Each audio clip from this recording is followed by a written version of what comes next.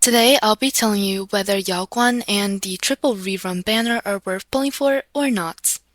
We finally left the dead patch after what felt like literal decades, so let's start off this version on a good note. But before that, head to U7Buy, your ultimate gaming hub for safe, fast, and cheap in-game top-ups. From Honkai Star Rail to all your favorite titles, we've got you covered. You can trust reviews on U7Buy on Trustpilot, and you'll see that they have a high rank there. Our Honkai Star Rail Direct top-up page lets you recharge instantly. It's even cheaper on U7Buy. I'll even be showing you a live example by buying this monthly pass, which is only $3.60 compared to the $5 on the official stores. Plus, they deliver in seconds. There's no need to wait for your order. Use code at checkout for an extra 5% discount. Perfect for last-minute pulls, battle passes, or surprising a fellow trailblazer. If you spend $80 per month on U7Buy, you will get a HSR Express Supply Pass that costs only 1 cent. It is nearly free. Click the link in my description to visit U7Buy and support my channel. Anyways, for Yao Guang, she's obviously meant for elation, and her best contribution is actually generating like 20 skill points in a zero cycle for the elation comp. Her amp for elation is also pretty decent, all things considered, despite having literally near zero amp outside of it. I doom posted Yao Guang a lot for that, but honestly it's a bit harsh since you can just use her in elation and be somewhat fine regardless. No real point in judging her outside of it since we already know she doesn't work. She also has a gimmick where she advances Aha to let everyone use their elation skill instantly. This is ridiculously OP if you have her light cone, since she'll be able to actually get her ult back. If you do not have her light cone though, you might not see this happen often.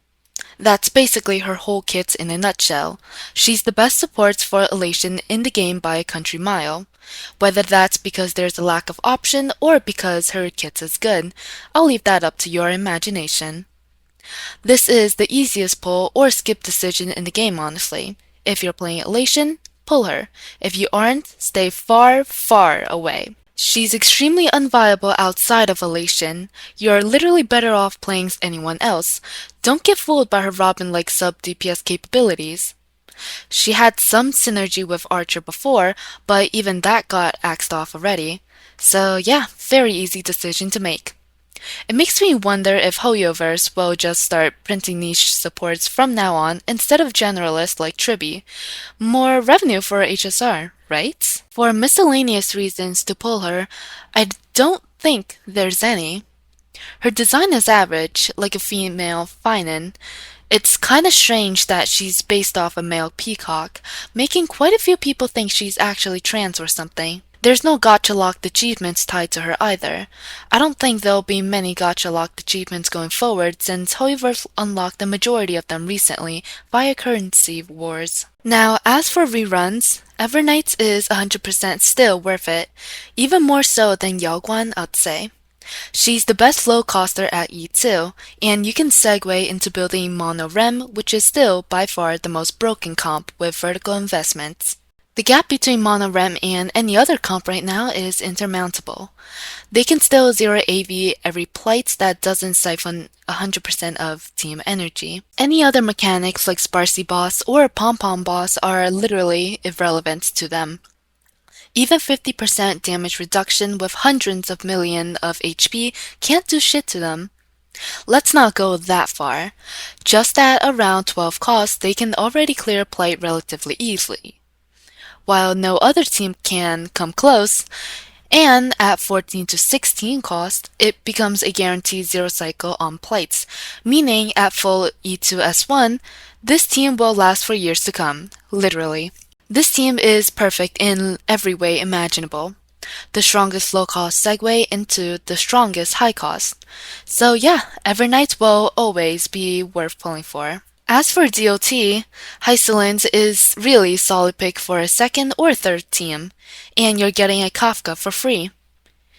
Since AA needs 3 teams, and DOT is generally extremely great into neutral bosses without needing to play their mechanics, you can consider getting Hysolins if you need a team to brute force stuff. They're also one of the few teams that legit has zero conflicts in terms of support usage with other meta teams or any team in general, so it's a huge boon.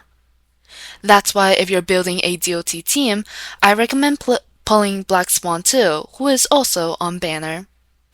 If you can only pull one, then go for Hysolines first, but Black Swan after buff is definitely worth it. She's competitive with Siren's DOT team, while freeing up Siren and RMC for another team.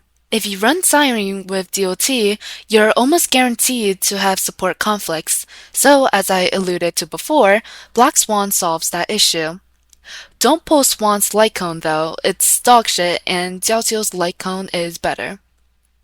That covers all the characters for today, and I'll see you in the next one.